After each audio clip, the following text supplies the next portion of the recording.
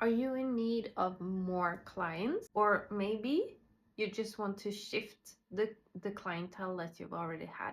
I have created an amazing strategy on how you can actually attract new people into your world.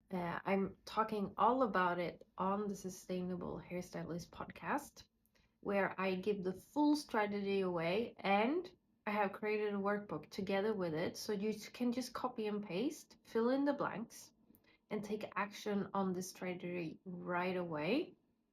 I've had several of my coaching clients do this strategy, and I want you to take action now so that you can start to attract your dream clients. Find the episode in the comments down below. Show up, dare to maybe take a step that is out of your comfort zone, and you will start to see new people show up in your world.